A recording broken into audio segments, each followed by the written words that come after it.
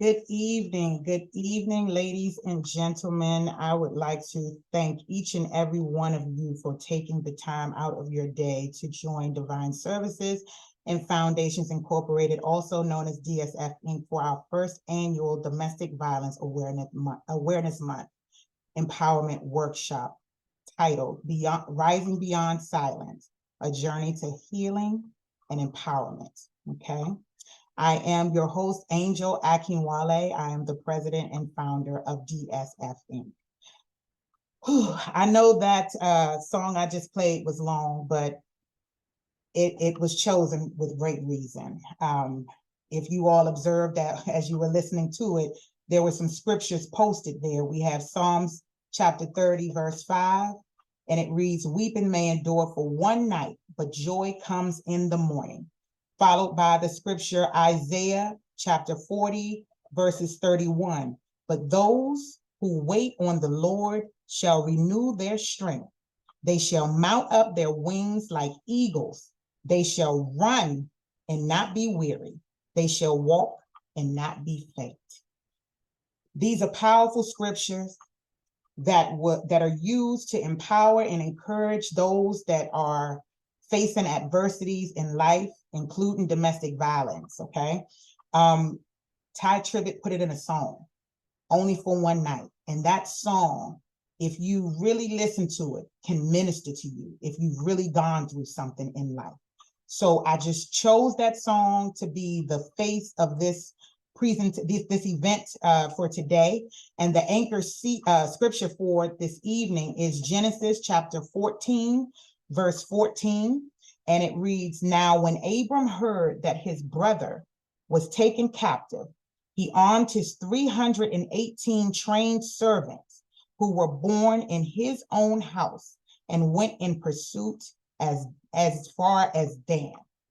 Now, that is also a powerful scripture.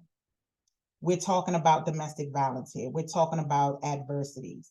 We're talking about a team of people that I put together to bring this event to this community, to communities, to help assist in your healing journeys. Most of us have faced domestic violence, or most of us know someone who has faced domestic violence and on their healing journeys. So I chose Genesis 14:14 to represent DSF Inc. We're raising giants to tackle the adversities of domestic violence, to assist individuals to heal and transform their lives, okay? So with that being said, I'm going to move forward with today's event and tell you a little more about our organization. So who we are Divine Services and Foundations Incorporated, also known as DSF Inc. We are a faith-based nonprofit organization providing services to Maryland and Washington, D.C. surrounding domestic violence, mental health, conflict resolutions, youth empowerment, and personal development. Our mission is simply to heal and transform lives as we encourage healing from the inside out with a holistic approach. We carry many core values. However, the ones that we really hold close to our foundation are listed here, and that is spirituality building, healing, integrity, serving others, hospitality, unity, the love of people, enriching lives, and faith. DSF Inc. services and programs consist of case management services and enrichment programs for each one of our causes. Okay, case management consists of advocacy services, counseling services, referral services. When it comes to domestic violence, we have legal and housing assistance available to you. Now, when I say legal, no, we do not have attorneys that work with our organization that we can appoint to you. We have resources and partners within the community that can assist you with your legal needs. And the same goes for housing. We don't have housing facilities of our own just yet. I'm speaking it into existence. It's coming, but we don't have it just yet. We have resources and partners within the community that can assist you with your housing needs. that are tailored, according to your situation. Also, we have enrichment programs for each one of our causes, and we will have workshops such as this one, and conferences for each of our causes as well throughout the year. I do have to let you know, I intended for this to be an in-person event. I wish that I was able to do it. However, life happened and I was not able to, but I'm still able to give you something virtually. And I hope that it is quite impactful and you receive something from this event today. Okay. So moving forward, we're going to talk about understanding domestic violence. The purpose of this event is to raise the awareness and deepen your understanding when it concerns to domestic violence. In today's event, we have 4 key objectives. The first one is to provide you all with statistical data related to domestic violence, mental health, healing, and transformation. Second is to provide the essential services and programs offered by DSF Inc., which I just provided a few slides ago. Third, to discuss the connection between mental health and domestic violence, emphasizing the importance of healing from within. And lastly, we have to provide strategies for awareness and prevention, recognizing that collective action is vital in combating domestic violence. Jeremiah chapter 33, verse 6. Nevertheless, I will bring health and healing to it. I will heal my people and will let them enjoy abundant peace and security. Our ultimate goal here is to foster awareness when it comes to support and encouraging healing and transformation to families and individuals that have survived domestic violence. Okay. So for those of you who do not know the origin of Domestic Violence Awareness Month, also known as DVAM, I'm going to give you that little piece of history. So DVAM evolved from the Day of Unity in October of 1981, okay, where it was conceived by the National Coalition Against Domestic Violence. And the intent was to connect advocates across the nation who were working to end the violence against women and their children. So here, what is domestic violence? The term domestic violence is a noun. The definition: violent or aggressive behavior within the home, typically involving the violent abuse of a spouse or partner. Okay, so throughout your community or local communities globally, there are advocates and agencies such as your local police department, you have social services, and you have other voluntary agencies such as DSF Inc. that will provide the services and resources that you need according to your situation. Now, domestic violence can be physical, sexual, emotional, economic, psychological, or technological, right? Actions or threats of actions or other patterns of forcing behavior that influence another person within an intimate partner relationship. This includes any behaviors that intimidate, manipulate, humiliate, isolate, frighten, terrorize, force, threaten, blame, hurt, injure, or wound their intimate partner. Examples of abusive behaviors. Now, a lot of you know physical is hitting, slapping, shoving. Some examples: you're with your intimate partner, you get into an altercation, a simple altercation, and your partner puts his hands on you, whether it's pushing you into the wall, whether it's slapping you, hitting you with a closed fist, that is physical.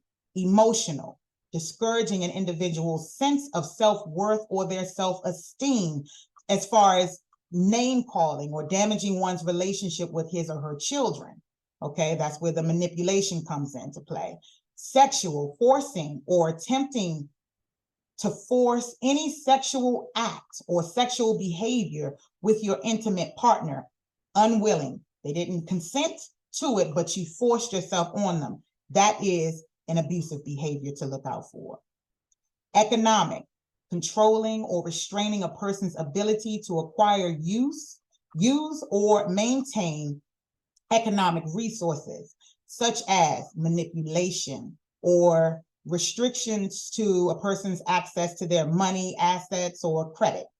Psychological, we have elements of psychological abuse, which include intimidation, threatening, physical harm to self, partner, children, or family members. Technological, this one. Patterns or behaviors that intend to harm, threaten, control, stalk, or harass individuals using electronic devices on any type of online space or platform.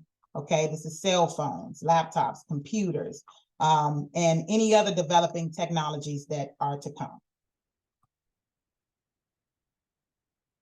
Now I would like to get some audience participation. I've shared quite a bit of information thus far, and based on your own understanding of domestic violence, I want to know what you all think as an audience. Who is exempted? Who do you feel is exempted from domestic violence?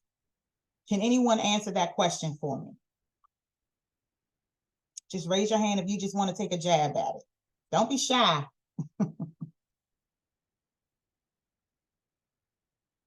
Nobody wants to say anything? Okay, we have somebody. Go ahead, you can unmute yourself, Tamara. I hope I'm saying your name right.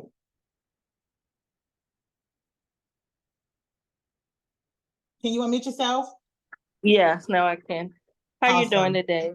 I'm doing well. How about yourself? I'm well. Good. My response to that is no one is exempt. Okay, and tell me why. Why do you feel as though no one is exempted? Well, we never know who we may encounter. Okay. Or as people, so no one is exempt from domestic violence when dealing with people in general. Okay. Well, let's see if you're correct. Okay. Okay. Hold on. Let's keep moving. So, Ms. Tamara, you are absolutely right. Domestic violence can happen to anyone. Okay, regardless of age, race, sexual orientation, religion, sex, or gender identity. So you are absolutely correct. Domestic violence affects people of all socioeconomic backgrounds and educational levels, okay? Domestic violence occurs in both same-sex and opposite-sex partnerships. And this includes marriage, living together, individuals living together, dating, or individuals that actually share a child. Now, if you could just take a moment and look at this picture that I have here, even though we just stated nobody is exempted, a lot of times people think that when they're in marriages that they're safe. They're safer than those that are actually single. And a lot of times that is incorrect. A lot of domestic violence and other situations tend to transpire in a marriage, okay? So I just thought I'd use that picture to let everyone know, if they didn't know already, that you are not safe in a marriage. Who does domestic violence affect? Aside from the victims, domestic violence can have an effect on family members, your friends, your coworkers, witnesses, and your communities, okay? Now we're going to dive into the harrowing reality of domestic violence in our youth. I just want you all to hone in on this picture that I have here. There are 5 young, beautiful children that have such a bright future ahead of them, right? Just look at these beautiful, innocent faces. They have such promising futures. You know, we want the best for them. Our children are our futures, right? But then they're exposed to life. They're exposed to adversities. They're exposed to many challenges, including domestic violence. Now focus on this picture, this young man. We just looked at a group of young children that were smiling and happy and jovial. And now we're on a picture of this young man that appears to be heavy. His spirit is heavy. He's deep in thought about something. He's staring out the window. It looks as though he's in a therapist's office, you know, for some sort of therapeutic session. Just meditate on these pictures as I move forward with this presentation. It's not just numbers, real lives are affected. So domestic violence affects millions of children globally, okay? Exposure to violence in the home predisposes children to numerous social and physical problems. Experiences with domestic violence teaches our children that violence is a normal way of living and increases their risk of becoming society's next generation of victims and abusers. Now, oftentimes, I'm speaking on a school setting now. We have these children that go through so many behavioral, they have several behavioral issues, and we often don't know why. We're thinking that, we have many thoughts as to why, but we don't know what these children are exposed to. It doesn't always have to be a developmental disability that this child is battling with. This child just has some sort of behavioral issue. So that is something that we should think about. And as educators and entrepreneurs in the community, we shouldn't take it lightly when a child acts out of a normal behavior. So I just wanted to throw that in there as well. Domestic violence, profound impact on children, results in the following scars: physical, mental, and emotional, okay? The long-term effects, such as increased risks of substance abuse and behavioral issues in children who experience domestic violence, is becoming more common in today's time. That's the reality of it. Here's another picture for us to look at. We have this young man who just, if you look at it, depending on your mindset, just meditate on it and the topic of today's event. He's not happy. He doesn't look happy to me. Something is happening. He's dealing with something, I'm going to keep it moving. Just think about these photos that I'm posting here. It's meant to make you think. So everyone deserves safety and a life free of violence. Experiencing violence or abuse is never your fault, and support is available. DSF Inc. is one of those safe places offering you the services and support you need that will assist you along your healing journey. But wait, you don't understand. He says he loves me. He gives me attention when needed. He buys me whatever I desire. He even pays my bills. Look, he even said he was sorry and that he won't do it again. You just don't understand. Does that sound familiar? Is that person you? Was that person you? Or do you know someone that sounds like that? So it's important for us all to understand that abusive individuals may occasionally display affection and support to maintain that relationship. However, their actions do not excuse their abusive behavior. Think that was something to make you think? Here's another one. You don't understand. It's my fault. I've just been so tired lately. If only I was able to cater to his sexual needs, then he wouldn't have had to force me to have sex with him. Or how about this one? You don't understand. It's my fault. I just been so tired lately. I should have just been quiet instead of nagging him about going out with his friends. I made him say those things to me. It was my fault. He called me this because,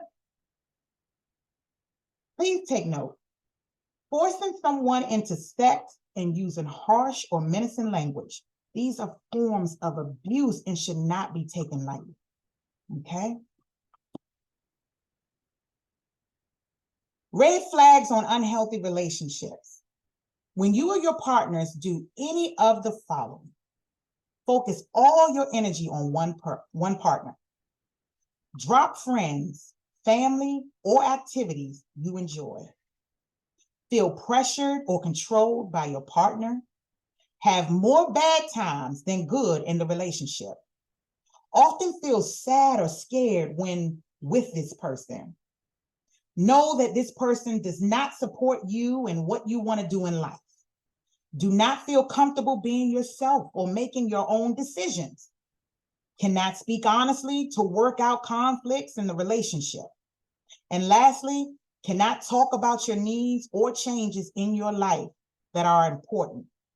These are all red flags that you are in an unhealthy relationship, okay? Understanding God's love. I have 3 scriptures here. The first one reads Isaiah 41, 41:10. So do not fear, for I am with you. Do not be dismayed, for I am your God. I will strengthen you and help you. I will uphold you with my righteous right hand. 1 John chapter 4, verse 16. And so we know and rely on, on the love God has for us. God is love. Whoever lives in love lives in God, and God in them. In Isaiah 54:10. Whew. This verse, Isaiah 54:10, talks about God's love and God's peace for humanity. Okay? I've chosen these 3 scriptures to give a basic foundation or illustration of God's love, God's foundation of love. And this needs to be in every romantic relationship that you are in. If you are in a romantic relationship and your peace has been removed, if you're not feeling the love, the compassion, the support that you need, then God is not in that relationship. And you need to consider taking the next steps to get yourself out of that dark place. Okay? So moving right along, God's love is the foundation of loving yourself, loving your mate, loving your children, and loving your family. Understanding God's love generates self-love. And when you love yourself, that leads to your healing and your transformation. I want to thank each and every one of you for taking the time out again to listen to the first segment of today's event. I'm Angel Akinwale, president and founder, also motivational life coach. My contact information is here. If you need more information about services, programs, take a picture, screenshot it, write it down so that you have my contact information, okay? I have a few more moments before we actually move on to the next section. If anyone has any questions at this moment, I can answer 1 or 2 questions about the information that I have already presented. I'll take a moment to answer any question that you may have.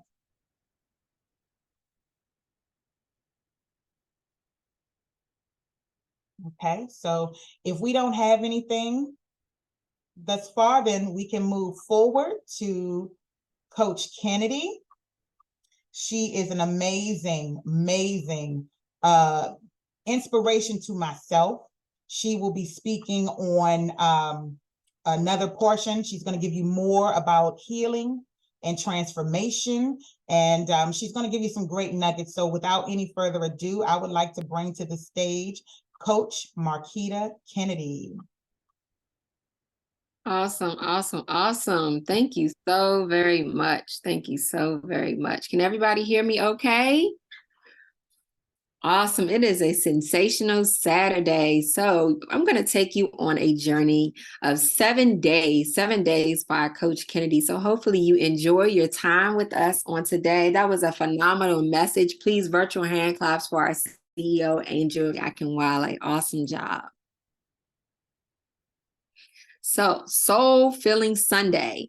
Dear friend, I pray that you may enjoy good health and that all may go well with you, even as your soul is getting along well. That is 3 John 1, verse 2. So we're going to begin with some soul filling because we are friends of God.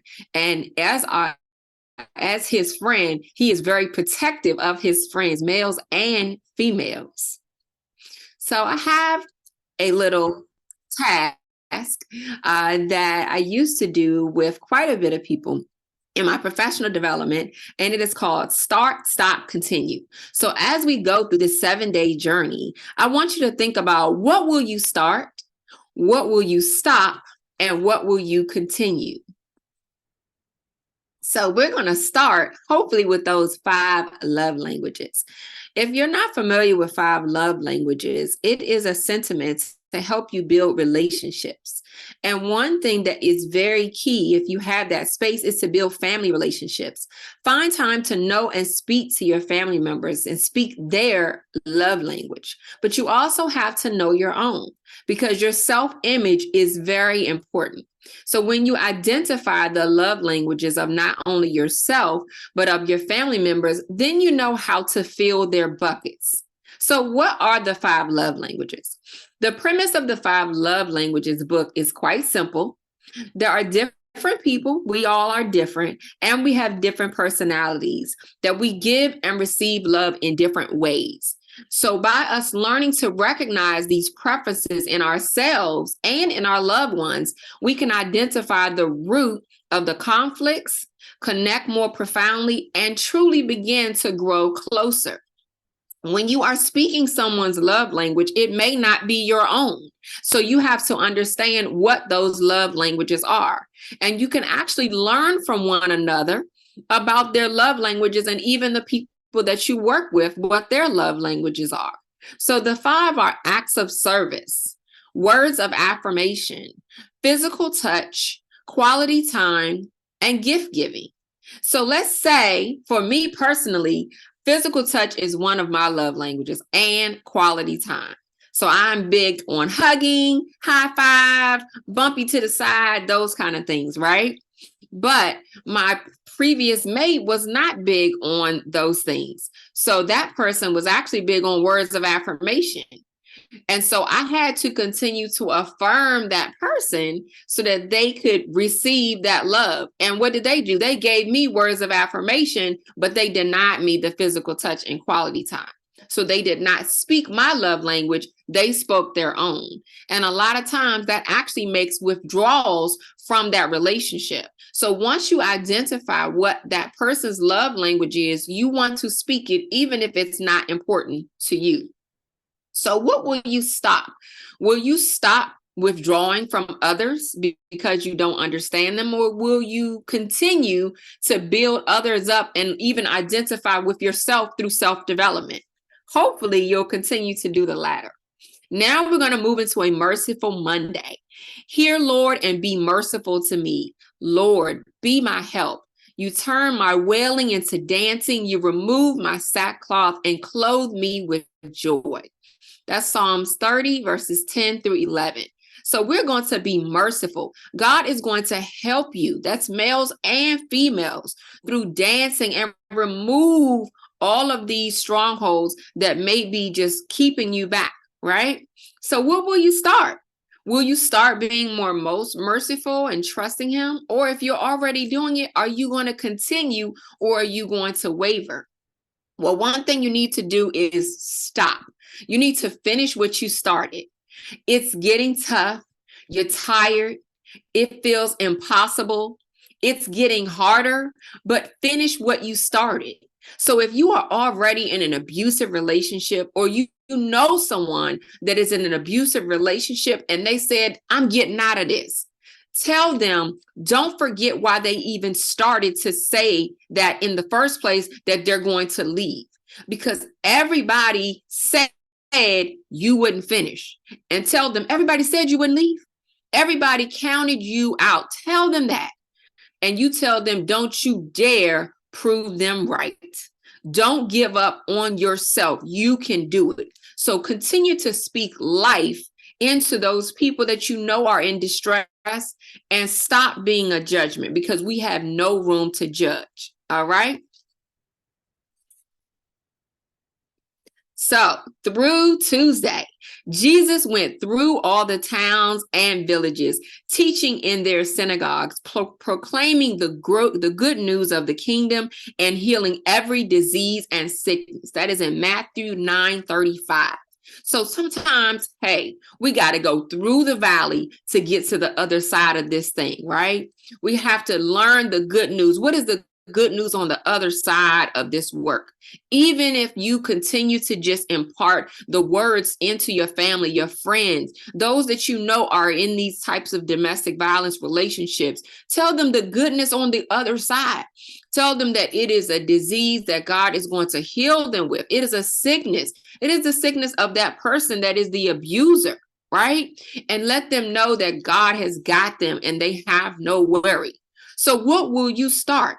Will you start helping people to go through, and will you again stop the judgment and stop sitting on the sidelines? Let me tell you with some things that you can continue.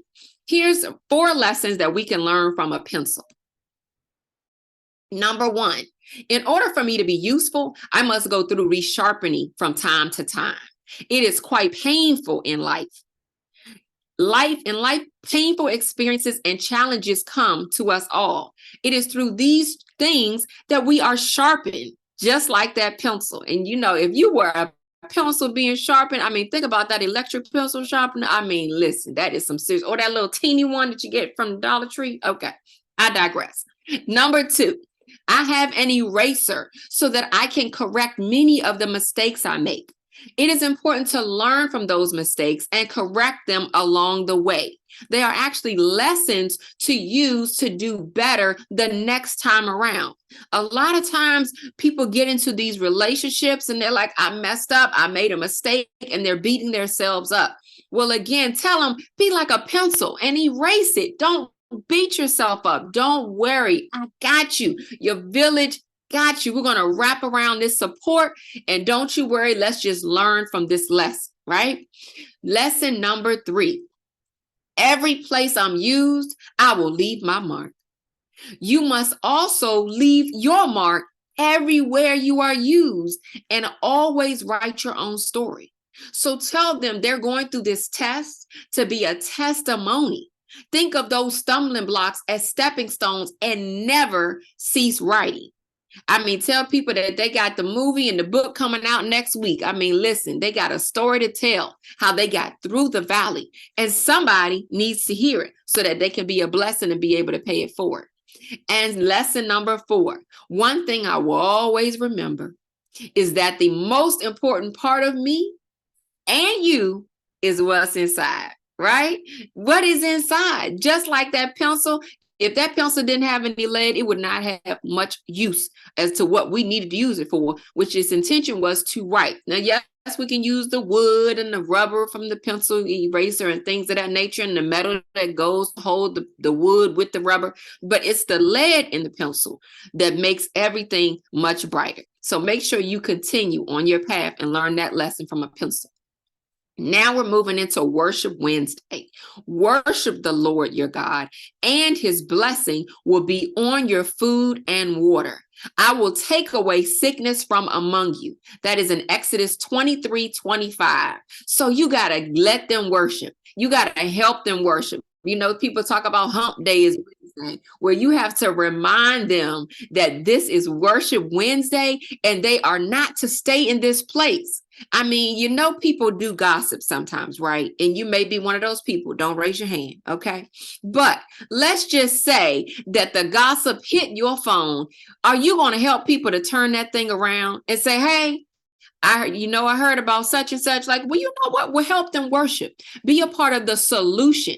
Help them to be a blessing. Give them the food and water of prayer, and help them to stay away from that sickness so that they can get on the other side of this thing. Right? So what does that look like? Well, I have a task for you. I want you to take a moment and look over this alphabet. And beside each alphabet, there is a word, right? And so what I want you to do is I want you to spell out the word, the name, your name. I want you to take a screenshot of this page, because I want you to be able to use these words as power to build others. So let's just say today is Saturday. Spell out Saturday and motivate someone with these motivational words. My nickname is Keita. So Keita is kind-hearted, inspiring, thoughtful, and admirable, right? I want you to take these words to help others to spell out their name, to spell out the beauty in their name, right? The days of the week. Start the month off and give them, spell out the word of the, October, right? November's coming up. Give them those words of power. There are so many ways to bring power and empower other people's voices by just little tasks, right? So let's see if I can get somebody to help me out here. Miss Jefferson, can you unmute yourself? Can you spell out your first name, please, through these words? Yes, I'll do my my nickname, which is Gwen, and so G for genuine. That's true. W for wise. That's true too. E for encouraging. Definitely true. And N for noble. And all those are true about me. That's interesting. I'm writing these down. I want to remember that. Look at that. I'll send you the screenshot. Amen. Amen. Thank you so much. Let's give her some virtual hand snaps. Give her some virtual hand snaps. Thank you so much, Dr. Jefferson. Thank you so much, Dr. Jefferson. Appreciate you. Appreciate you so very much. So again, you can utilize this spell your name to spell words, to give encouragement at any given time so that you can continue to build and empower those that are within your circle, because they need these kind of tools and resources, and why not bestow them upon them? Okay, awesome job. Hopefully everybody got that screenshot. So what will you stop? Will you stop opening your mouth? Because closed mouths don't get fed. And God tells us that we have to be deliverers of his word, right? So we cannot be silent, right? So stop keeping that mouth closed, right? Continue to build up others and empower yourself, because if you can make someone else feel good and deposit into them, then I promise you it's going to make your day even better. All right. All right. Now we're moving into Thankfully Thursday. Then they cried to the Lord in their trouble, and he saved them from their distress. He sent out his word and healed them. He rescued them from the grave. Let them give thanks to the Lord for his unfailing love and his wonderful deeds for mankind. That is in Psalms 107, 19, 21. Listen. We have to make sure that we continue to cry out to the Lord in trouble. And sometimes we have to cry out to the Lord in the trouble of our friends and our family. See, myself, I am also a victim of domestic violence. Years ago, I was in a relationship where my mate, he was verbally abusive. Now, I've never experienced physical abuse, but I have experienced verbal abuse. I have male friends and female friends that have experienced domestic violence. And one of them, my female friend from high school, she actually lost her life to domestic violence. So this space is very dear to my heart as well, because I have people in my life, relatives and friends that have experience different varying levels of domestic violence. And it just so happened that God placed me in their lives to be a prayer warrior, to continue to bestow love, kindness, and motivation in their heart. Many of us on here may be the go-to person.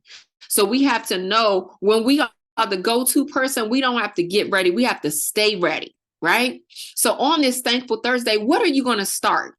Are you going to start continuing to build up your toolbox with tools so that you can stay ready?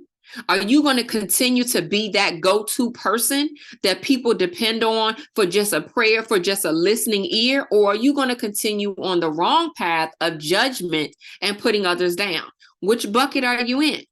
Well, hopefully you can stop and take a moment and take attention to the statistics. So one thing, almost half of all women and men in the United States have experienced psychological aggression by an intimate partner in their lifetime. 1 in 6 women and 1 in 19 men in the United States have been a victim of stalking at some point during their lifetime, in which they felt fearful or believed that they or someone close to them would be harmed or killed. And the most common stalking tactic experienced by both female and male victims of stalking was repeated unwanted phone calls, voice or text messages. I mean, in the court system alone, there are several court cases that span around just this exact same thing. And this information actually came from National Domestic Violence Hotline, so you can look at that up as well. But I want you to always remember that you can take the time to stop, keep calm, and pray always. So now we're moving into Faithfulness Friday. He said to her, "Daughter, your faith has healed you. Go in peace and be freed from your suffering." That is in Mark 5:34. So this is for males and females, that you can be freed and healed, that you can go in peace from this suffering. Please continue to change other people's lives by spreading the word and tell them they do not have to stay in these abusive relationships. Help them to see the signs. Help them to see what was their personality and their character like before this relationship and what is it during. And then when they come out of it, don't stay there and remind them of it. Continue to help them to keep the faith, because the village has to stay in this space. So what will you start?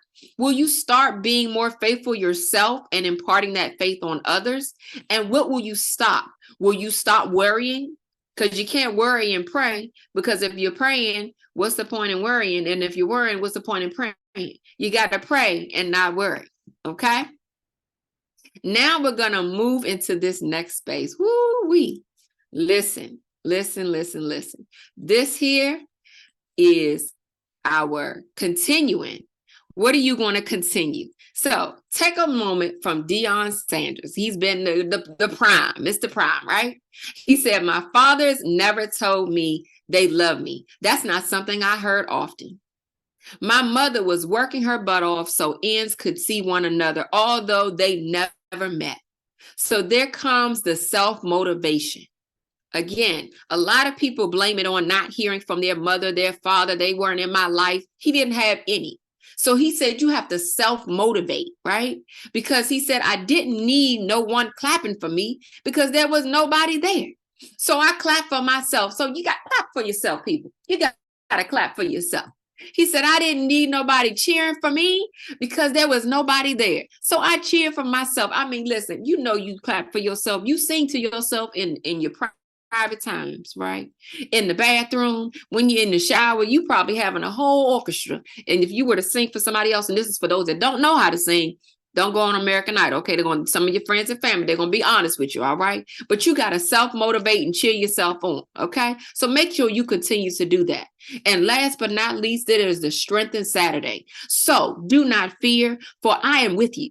Do not be dismayed, for I am your God. I will strengthen you and help you. I will uphold you with my righteous right hand. And that is in Isaiah 41:10. Listen, we have nothing to fear but fear in God alone. Okay, so we cannot be dismayed. This struggle may be hard for others, but we got to show them that God is with them. He is omnipresent and he is going to strengthen them in this space. And he is going to strengthen you if this is the space that you're in. So what are you going to start? Are you going to start strengthening yourself? Are you going to stop beating yourself up because of what you've gotten yourself into? Are you going to continue to move forward in the life that God has bestowed upon you? Listen, with that, we all can take a message from Harriet Tubman. She said, I freed 1,000 slaves. I could have freed 1,000 more if only they knew they were slaves. Listen, there are so many people in domestic violence relationships, and they do not even know that they're actually in domestic violence relationships. I mean, my pastor, he even talked about how the percentage of men is actually much higher of those men that have been in domestic violence relationships or that are currently in domestic violence relationships.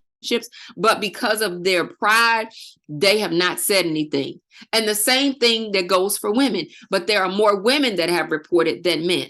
So please pay attention. Just like, CEO Angel Akinwale talked about those red flags. Listen, great minds think alike. So those red flags in romantic relationships behaves in a controlling manner. Watch the flags. Has no friends. They said, I only want to be your friend. I want our friends to be together. If your friends are our friends, go get them some friends, okay? Exhibits persistent jealousy. Man, I got the book on that one too. Calls their exes crazy. Well, what are they going to call you? Or what are they calling you when you're not around? Spends all of their time only on you. Now that quality time, that's it's a gray area there. So don't let them fool you with that. Okay. So I would like to thank you for engaging in these 7 days with Coach Kennedy. Please find the time, take a quick screenshot. My website is .org. Okay. That is my Gmail, my Instagram, as well as Twitter, X, the new thing there. And please take some time to, reach out to me if you have you want a prayer, you want to connect. And hey, I'm here for you. So I have 2 minutes if anyone has any questions or you have a comment. I have 2 minutes if you have anything you would like to say or share. And you can unmute yourself. Hello, Coach Kennedy. I just have a question. How can someone get involved if they would like to be a part of this organization, or can they be a part of this organization?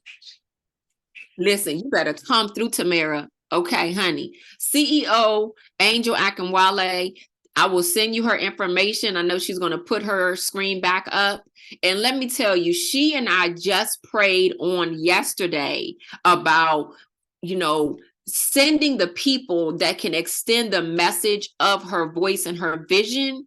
And I told her that we want her to receive the people that have that passion to actually impart this message upon others, because there are a lot of wolves in sheep's clothing. And so when I tell you, she is ready to receive you, Tamara. And let me tell you, Tamara is an amazing, beautiful young lady. She took care of my granddad and I. We visited her in Baltimore, and I'm a granddaddy's girl, and she took so great care of us. So I know that she will definitely add to the vision of Divine Services and Foundations LLC. So we welcome you. So I'll definitely get you guys connected. Great question. Clap her up. Awesome job. Thank you. You're welcome. Anybody else? I got 1 more minute. Anybody else? Any questions, comments? All right, go ahead, Gwen. Unmute yourself. Okay, well, I don't feel so I need to do it now, but are we at any time during this presentation going to be able to share how we were able to survive domestic violence and abuse? Absolutely. As we are concluding, Okay. CEO Angel Akinwale has definitely set aside some time for everybody to share, because again, it's about paying it forward and being a testimony that can be a blessing to others. So absolutely, you will have time at the end where she's going to ask anyone that feels, obliged and would, be okay with sharing, because again, you just never know how your story may impact and, build upon someone else or give them the courage to get out of the situation that they're in. So absolutely, we look forward to hearing everybody's story that's willing to share, whether it's personal or someone that you actually helped out, or you need advice on getting out, and that whatever you got from our time on today. Absolutely. Great question. Thank you so much. All right. So clap it up, clap it up, clap it up. Now, next up to the virtual platform is none other than someone that knows about self-love ministry. She is going to talk to us about healing and recovery. She is an author, a motivational speaker, an evangelist, and self-love healing life coach. Over to you, Coach Lakeisha Jenkins. Welcome. I'm excited. I am Lakeisha Jenkins. Yes, I am a domestic violence survivor as well. I am into my 8th year journey of healing and recovery. So I'm excited to share everything that God has allowed me to learn through this journey. I lost my 14-year-old son in 2015 to domestic violence by someone I was dating. So healing and recovery, being able to share my testimony is a passion to help others. We want to start with discussing challenges faced when healing and healing.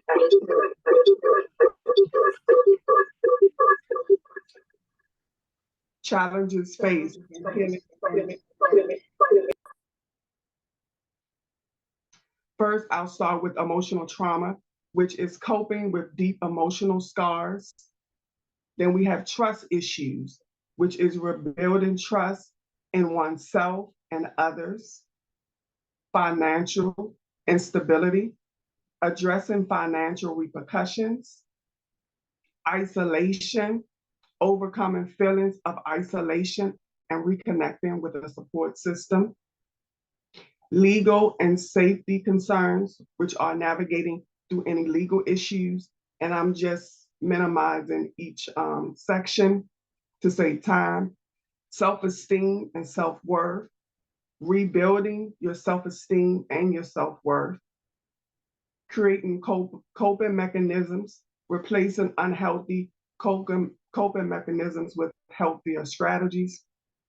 Healing from physical injuries, addressing your physical injuries and being aware and managing them associated with the pain.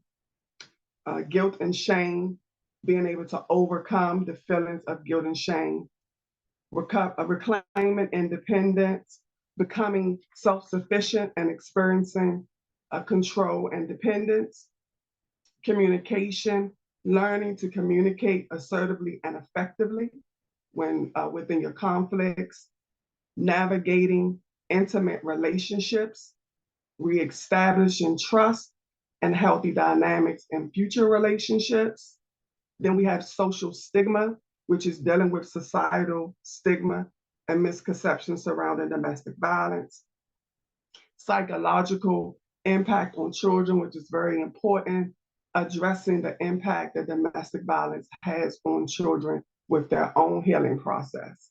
And then lastly, flashbacks and triggers, managing flashbacks and triggers that can bring back traumatic memories. Now let's talk about survival factors. Survival factors are very important. We're going to discuss 6. Being self-aware. When you are self-aware, you are recognizing your needs, recognizing the things that stand out to you, being able to address, and these things are coming from the inner parts of you. Staying positive, trying your best to remain hopeful at all times, to not focus on what's going bad or what's difficult, but having a sense of transition in the mind where you can begin to think positive as well. Personal development. It is very important that we challenge our inner selves to our highest extent. And it is not something that you can do from the beginning, but the more that you challenge yourself, you'll get better. Spiritual development is very important because, as a lot of us have said that have spoken thus far, being able to build a godly foundation is very important. A lot of people try to manage, even myself, you try to manage on your own, but when you build a foundation with God, it becomes more manageable. Staying persistent. This involves creating discipline and commitment within yourself and also to God. And then lastly, never giving up on yourself. Always believing in yourself, no matter how difficult, dark, or hard things may seem. Now, here's a quote that I saw and I wanted to use. Pain builds walls, but healing builds doors. And with this quote, I want us to understand that pain can reveal purpose if you stay in the fight long enough, if you push long enough, if you trust yourself long enough, if you challenge yourself long enough. The purpose of why you went through will begin to show. God will begin to reveal something through the tests, through the challenges, and the things that it was revealed through the things I experienced, and if anybody is experienced or did experience domestic violence, when you look back, there's a sense of purpose that you can pull from it. The scripture, NIV version, and we know that in all things, God works for the good of those who love him and who have been called according to his purpose. As it says, who loves him? And that's why it's important that we build that connection and we build that foundation on God so that the purpose can be revealed throughout our journey. And that was Romans 8:28.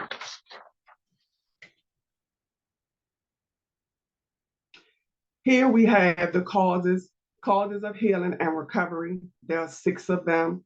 I am going to state the actual aspect of each one and then summarize each one. The first one is acknowledgement, and it's very important that we are able to face the truth and step beyond denial. It's a hard step, but it's very important that we get to the point where we actually can face the truth of our situation. Secondly, desire and motivation. This is being able to become motivated beyond the trouble, beyond the tests, beyond the challenges, beyond those hard and difficult moments. Still having a sense of motivation and push, because the motivation will increase the harder that you go. Next is a support system, being able to seek a reliable network, whether this is friends, whether it's family, whether it's professionals, being able to gain relationships that you can confide and trust and feel comfortable within. Next, we have professional help. And this is being able to get the available resources, whether it is through an organization like this or a referral through a friend, a family member, a counselor, someone that you know, but being able to get connected with the available resources is so important. And then self-care practices, being able to create self-affirming factors for yourself, things that you can do. And every morning, during the week, a monthly exercise is so very important because these things help to build your mindset in the correct direction where your healing and recovery process can go a lot smoother. And then lastly, the external factors, which are basically staying equipped for the unexpected, because as we are enduring the hard moments of whether it's domestic violence or whatever it is, other things are going to show up.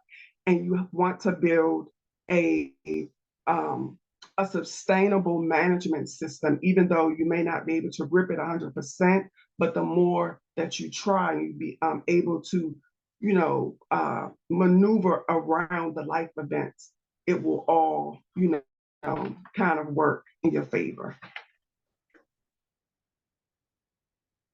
Next, we have the effects of healing and recovery, and they are 9. Just like the last slide, I'm going to read the headline and then summarize. So the first one is improved mental health. And this is where we have to build management for our mental challenges so that we can recover alongst the depression, the anxiety, the PTSD, those diagnoses that may show up along our journey of trying to maneuver and transition through. Next, we have enhanced physical health, which is to help us take care of ourselves again. A lot of times you'll find yourself even in a domestic violence situation where you've lost control of yourself because you've just, somehow just mentally lost, physically lost, emotionally lost, but it helps to get that care of yourself back again. Increased resilience is seeking an increased level of confidence, because the more that you push yourself, the more that your drive and your determination increases, you'll begin to feel good about yourself and the journey will become more exciting. Next, we have strengthened relationships. And this is very important because it allows us to be able to build proper engagement with others, those around us, the friends, the families, the partners, the co-workers. Will be able to move a little bit further along those psychological challenges that we had before. And then personal growth. being able to build a sense of self-identity, which is very, very important, to become aware of who we are, how the situation affected us, how it impacted us, and to also be able to gain a vision for yourself of how you can come out of it, even a step-by-step basis, not, just going from 1 to 10, but basically 1, 2, 3, 4, 5, building that vision for yourself. Next, we have empowerment, being an example for others, being able to share your story, to be able to share your testimony and let others know how you came through. Because just a word, just a testimony, just a smile or a hug can be so encouraging to someone that's going through. Then next, better quality of life, which helps us to gain a different view of life changes, and it allows us to gain a greater sense of our well-being. And then relapse risk, being able to reduce the challenges of us going back into the situation, dealing with the fears, the temptation, the self-doubt, or the dependence of other people. And then lastly, positive impact on others, similar to empowerment, but this is specifically just about just challenging ourselves to just, be the sunshine for somebody else that we know that's going through, whether it's that family member, whether it's that close friend, whether it's that person on the job. Be that sunshine for somebody else once God allows you to recover through your journey. Here we have healing and recovery, understanding that our primary focus is self. And in order to do this, we have to build standards. And with standards, there are boundaries. And nobody knows these boundaries and nobody knows these standards except you and God. Nobody, they can suggest, they can advise, but only you and God know the standards and the boundaries that you need to build to not allow yourself to go back or to be able to work towards and come out of the situation, or not just a situation, just to keep you right, to keep loving on you. That was for the S. And for the E is evaluation. Evaluation is those moments where you sit down and you reflect and you write and you think and you talk to God how to build your plan of where you were, where you are, where you want to go, the effects of life and how you feel, self-reflecting, just your life and self-reflecting upon your journey. And then love, being able to first to build that love on a godly foundation. Once you connect with God and you establish that commitment with Him first, He will now allow you to get yourself together so that now that you can love the ones around you, the ones that you wake up every day and see, the husband, the spouse, the girlfriend, the boyfriend, the kids, that when you go to work and you're at the bus stop or you're in the grocery store, that you begin to spread that love that you have learned through the godly foundation of God, the foundation of yourself, and also being able to love others. And lastly, forgiveness. Forgiveness is just not about others, us forgiving others. Forgiveness is also about forgiving ourselves for the intentional things that we have done, that we know that we've done, the things that we may have done because we did not know, because nobody was not there to teach us. But also getting to a point where you can forgive yourself and not hold yourself hostage because of what you've done, but also realize that there's still another chance for God to allow you to go down the journey and to be able to transition for a better life and to be a better person. Now we have the healing stages. I'm going to read each headline first, and then I'll go back and emphasize each one. There are 5 of them. The first one, recognition and acknowledgement. Second one, acceptance. Third one, seeking support. Fourth one, assessment and planning. Fifth one, treatment and intervention. Recognition and acknowledgement is basically those specific factors that we need, that need to be addressed. that self-awareness of where we are, self-awareness of our needs, self-awareness of our emotions, self-awareness of our recovery systems and the challenges that will show up. And then we have acceptance, which is moving forward beyond the now and staying aware of who you are, your value of work, your value of worth, your value of respect, your value of confidence, and your value of self-identity. Then we have seeking support. While you are seeking support, there's a door for you to open and be vulnerable with the ones that you can trust and the ones that you know that you can confide in. Get into a point where you can be vulnerable. That's the open door. That's the starting point to be able to open up and express your emotions. And then we have assessment and planning, being able to create a method of recovery. And this will take help with, yes, therapists. It may take come through medical assessments, treatment plans, but it will also help you along your emotional journey. I mean, it will eventually allow you to feel better. And then lastly, treatment and intervention, options of therapy, support groups. It could be things in your church, things in your community, talking to someone else that you know deals with it. So many different options. You can even throw prayer in here. It's so many different options that can come under treatment and intervention.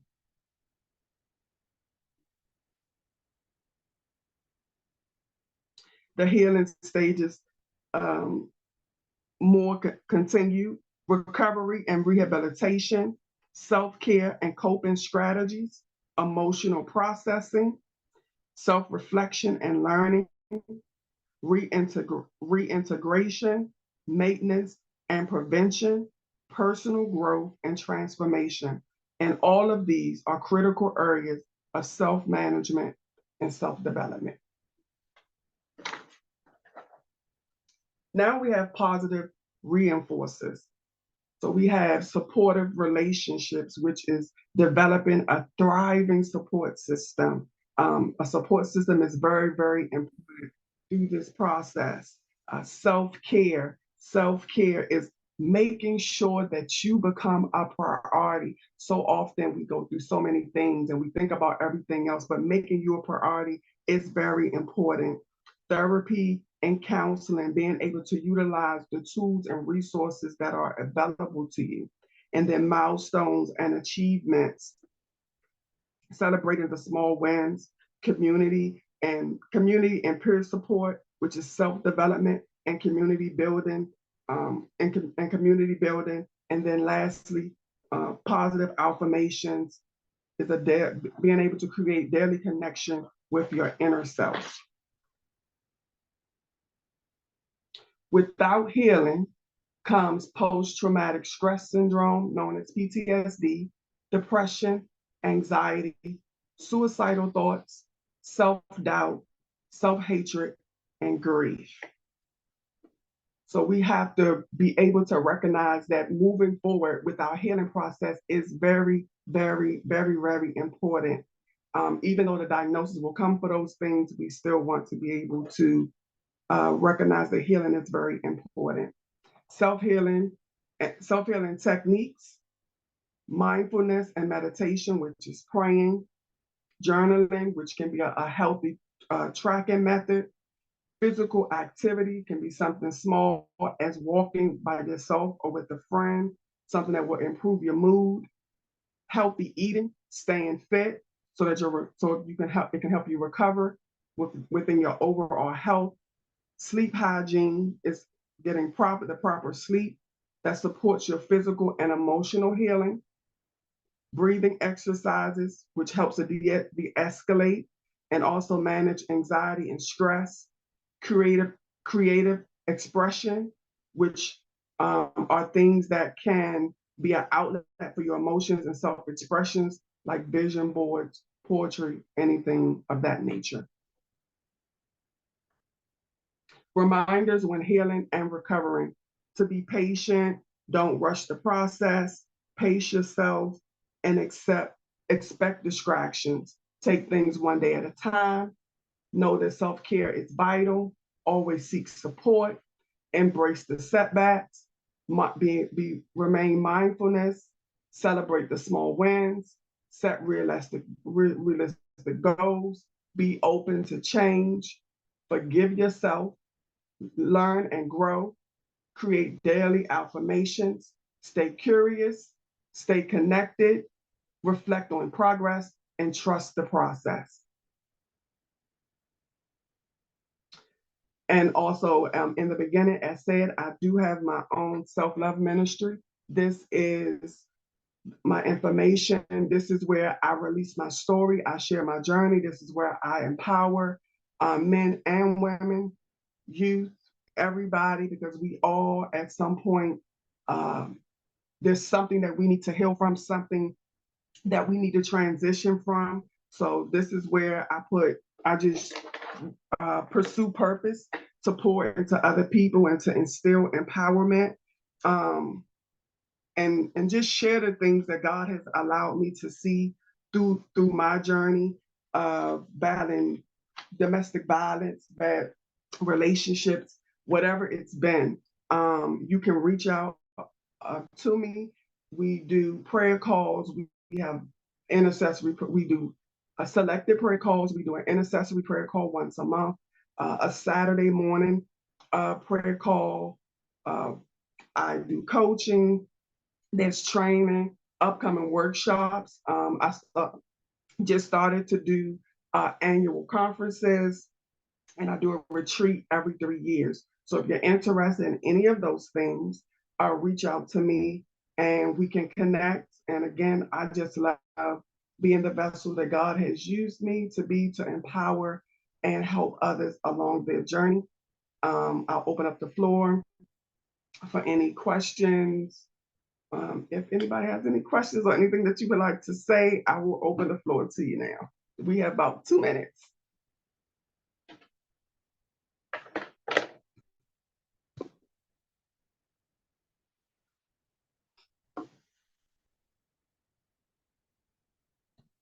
And if there are no questions or anything, since I still haven't, there was one? Did I hear somebody? Okay, just to wrap it up before I turn it over to the next speaker, I just want everybody to keep in mind, along your healing journey, we have to be reminded that healing is broken up in different aspects. So we have to do the healing of the mind. We have to do the healing of the heart. We have to do the healing of the soul. We have to do healing in several different areas. And it's a breakdown, and it takes time and it takes work. So think about the mind, the body, the soul, and the heart. We have to work on all 4 aspects so that God will begin to repair and put us back together again. So very, very important. And I am going to turn the floor over to our next speaker, who is going to talk about the impact. I lost the screen.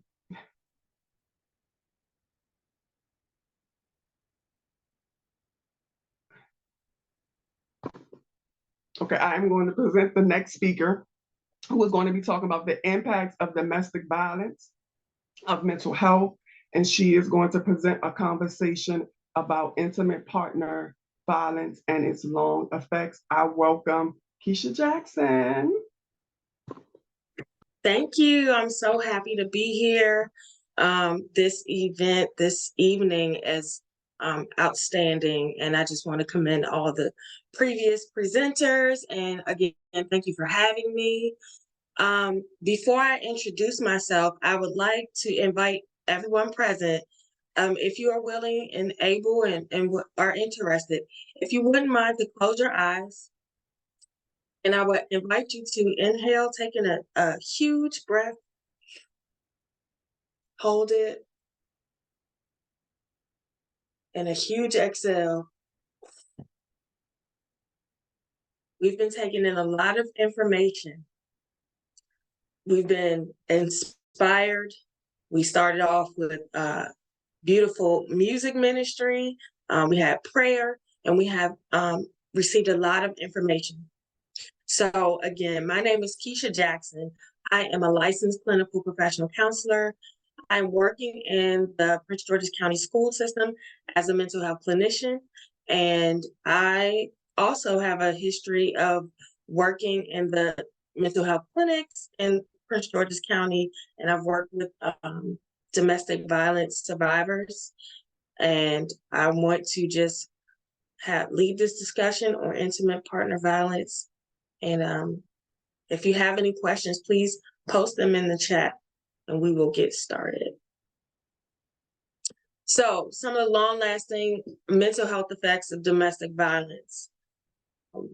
When you are continuously exposed to physical abuse and violence, there's an increased risk of a person suffering from post-traumatic stress disorder, major depressive disorder, anxiety, substance abuse, and suicidal behaviors or thoughts.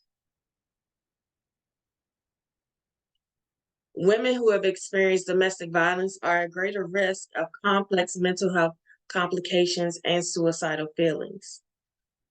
Mental health issues disrupt economic engagement and livelihoods, which will have considerable consequences for post-COVID economic recovery. So basically, when one is experiencing such horrendous acts on a recurring basis, there's physical injury that you may not want to go to work. There's mental injury where you don't feel like you can go to work. So that poses an economic deficit to your household and then will affect the community at large because the money is not moving in the community. So constant and recurring trauma often manifests as complex post-traumatic stress disorder. And those who experience it are liable to experience disassociation. So disassociation, if you think of it as one of those moments where you've been, say you're washing dishes and there's a moment in time where you're like, oh, I finished already. You can actually kind of feel like you're leaving yourself. You're very physically present, but mentally you stepped away and then you come back. That's my version of an explanation of disassociation. So you can also experience changes in your identity, your memory and personality. They develop a negative self-concept, turmoil in relationships, and compromised function. So the memory aspect with PTSD can be huge.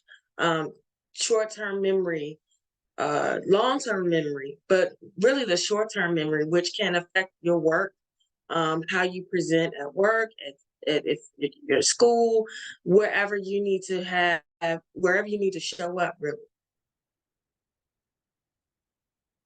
So the role of the mental health providers in treating survivors of domestic violence.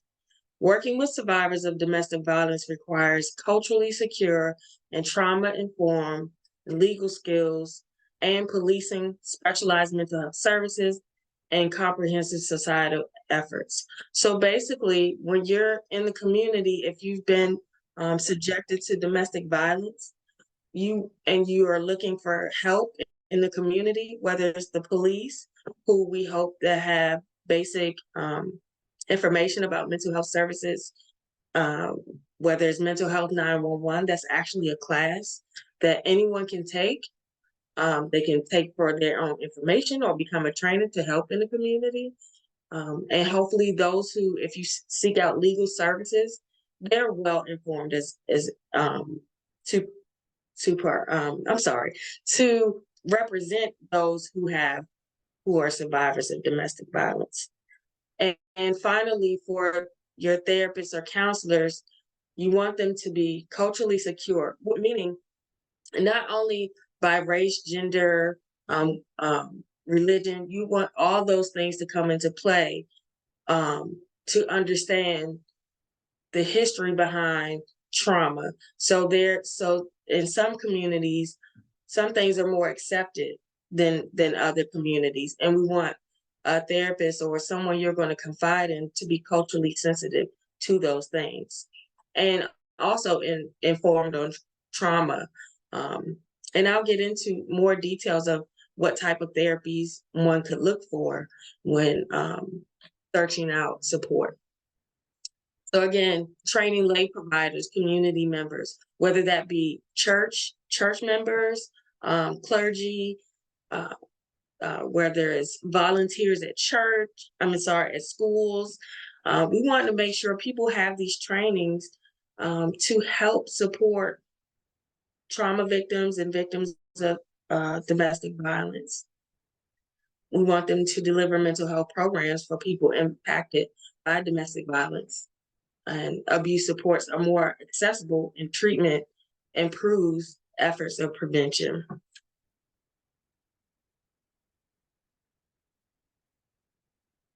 So what does the Bible say about mental health and domestic violence? Excuse me. Let us reflect on John 14:27, which reads, "Peace I leave with you, my peace I give to you. I do not give to you as the world gives. Do not let your hearts be troubled and do not be afraid."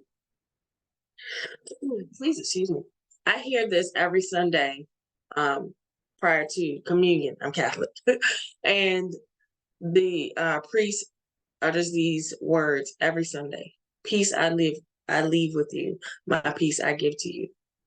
So even in those moments, experiencing trauma, even reliving it through memories, remember the peace that God gives you is within you, and rely on his word. I recall a conversation I had recently with someone very dear to me, and I was encouraging them to keep praying and without ceasing, right? And they said, "I am praying, but I feel like it's falling on deaf ears." And that was strong. And I would imagine many people who have experienced trauma feel that way. So, excuse me. So my reflection was, can you think of a time that you know God answered your prayer, and how you've testified to that and what that testament meant to you? Go back to that time and then go even further back. What was the prayer? And think about, how long did it take? So sometimes, even though you're praying for relief, you're praying for a way out, and it doesn't seem to come to you directly or in that moment, peace I leave with you. My peace I give to you. I do not give to you as the world gives. Meaning, it's on God's time, and his time is always on time. And let us rely on that and remember that even when you don't feel him, you don't see him, he's there and he's with you. And as you continue to pray that prayer or read the word, you'll have a different perspective as you grow through your rehabilitation and healing.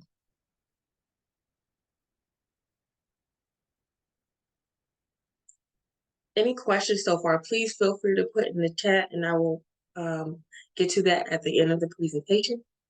So I want to talk about what to look for in a mental health therapist.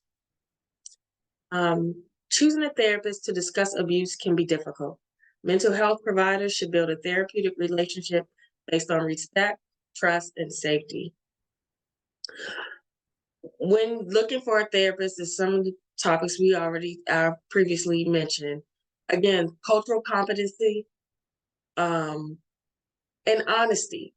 So for me, I would say that I'm trauma informed, and I would not say that I specialize in working with survivors of domestic violence, but I do specialize in working with survivors of trauma in all areas. So you would hope that anyone you choose would be forthright and honest. And if that's not someone you would want to work with, it's okay. It's totally okay to try until you find the right fit, but they must be The relationship must be based on respect, trust, and you must feel emotionally safe as well as physically safe. Look at the areas that you choose to receive your therapy in. Although most people are virtual now, sometimes you may want to go into an office setting as a relief from the everyday. So make sure that setting is comfortable to you, where you feel like you can actually open up and be honest with yourself, to be honest in the therapy session. I like to offer this from Deuteronomy 31:6. Be strong and courageous. Do not be afraid or terrified because of them, for the Lord your God goes with you. He will never leave you nor forsake you. Keep that with you. He won't leave you. He won't leave you. You may feel abandoned, but once you go back and to rely on his word and what he said and how it makes you feel, then you will achieve and overcome healing and rehabilitation. So also, I did want to, let me go back a little bit. Excuse me.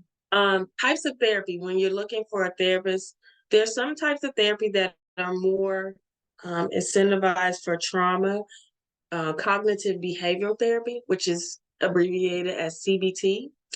You will want to find the trauma-focused CBT.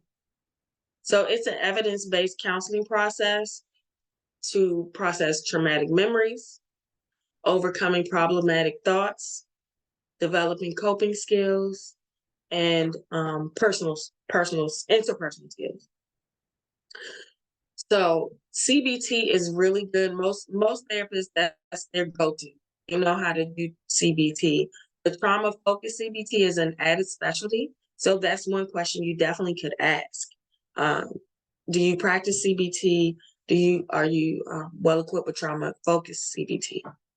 Another therapeutic modality that I am trained in and I really, really love personally is EMDR. It's eye movement desensitization and processing. That one word is a tongue twister for me. So this modality is really good in working with those who have PTSD, major depressive disorder, and any type of trauma. So what it is it's an experienced eye movement desensitization. So basically, it's using your body to help you address some of the somatic symptoms you may feel, like whenever you feel anxiety, those heart racing, palpitations, sweaty hands. It helps you use bilateral movement to kind of get on both sides of the brain to address those memories, those problematic memories and thoughts, to bring them to the forefront so then you can process. So it's actually really a really exciting tool. And I would say after someone has participated in CBT or regular talk therapy, then the EMDR is a good option as well. So I wanted to also offer, when looking for a therapist, there's a place called psychologytoday.com where everyone is listed and you can highlight what you're looking for, whether it's trauma, whether it's, depression or anxiety, or you don't know and you want to go figure it out. Some people feel culturally that therapy is not an option, and you have these beautiful, wonderful coaches who approach survival similarly, but our biggest difference for therapy and counseling, I'll say we're the long-winded way. We kind of go historically of how you got here and help you kind of move through the present, where coaching, and please correct me if I'm misspeaking, but coaching may be able to address the here and now quicker. But some of there are other therapeutic modalities within counseling that are short-term as well. So you can have a therapist and a coach. I'm about to get me a coach today. So whatever you need, build your community and don't feel afraid, or try not to be afraid of stepping out there and reaching out to find whatever fits. And if it doesn't fit, we are all therapists, are all trained. Like, if the person doesn't think that you're a good fit for them, it's not personal. We want them to recover, and we want them to be reintegrated in society at the highest level that they can attain. So that's what we're here for. And I want to give you my last slide. So some resources for support are the National Domestic Violence Hotline, and they also have a text option. You can screenshot this, and if you want more information, I can definitely send that to you. In Prince George's County, there's a 211 line for domestic violence, and 988 is like the new 911 for mental health crisis or suicidal thoughts. And specifically, if there's any veterans, or I believe it works for spouses of veterans, if you are a survivor, if you dial 988 and then 1, it'll take you directly to the veterans crisis hotline as well. I can be contacted directly on my cell phone, 202-717-1979. And my Instagram is KJ Behavioral Health. And there's my email, keisha.jackson.therapist@gmail.com. And I also work for a mental health agency, Interdynamics Incorporated, and that's in Hyattsville, Maryland. It's in they're based in the office, and they have virtual as well. They offer testing, psychological testing, medication management, and family, individual, and group therapy. And it's an awesome resource, and I will also share that information. So if there are any questions, feel free to come off of mute. And again, thank you for having me.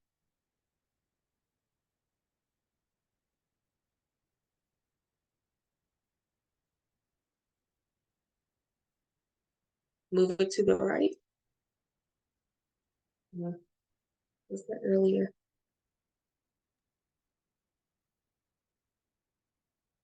I'm going to also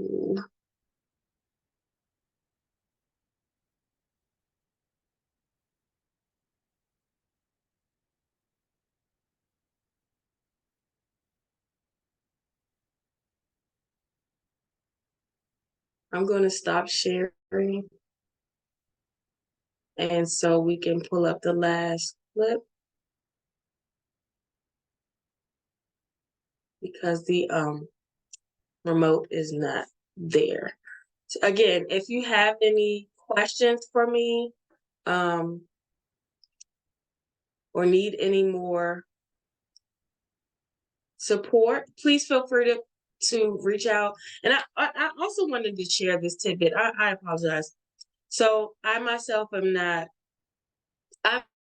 survivor as a child, in the sense of I've witnessed domestic violence.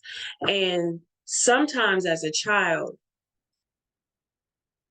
because children are so resilient, sometimes it internalized, and you figure out as an adult, like, oh, that really did impact me.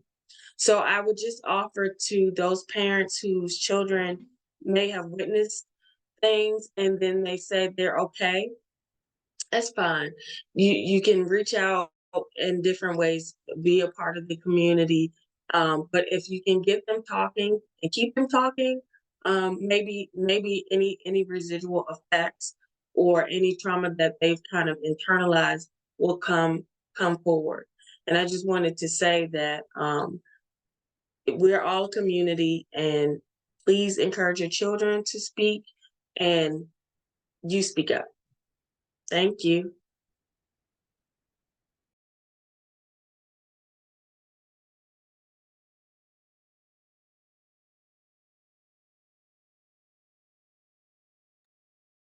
All right, thank you so much. Thank you so much. Can everybody hear me okay? All right, awesome. Each speaker did an amazing job. I actually want to put up some resources for DC, actually. There are several resources in DC, okay? If you all are a DC resident, I need for you to take a screenshot of these resources here in case you are in need of some domestic violence assistance, some assistance supporting you. I'll leave this here for a second. We have emergency number, we all know 911. We have the non-emergency 311. Domestic violence unit at 441 4th Street Northwest. Their contact number is there. What do we have over here? We'll just decide. Local domestic violence resources. We have the House of Ruth. They have shelters, counseling, childcare for battered women and children. Their contact is there. My Sister's Place, DC Safe, DC Coalition Against Domestic Violence. Some of you have heard of these. Some of you already have these resources, but if you don't, please screenshot it so that you can have it for your records. Here's another list here.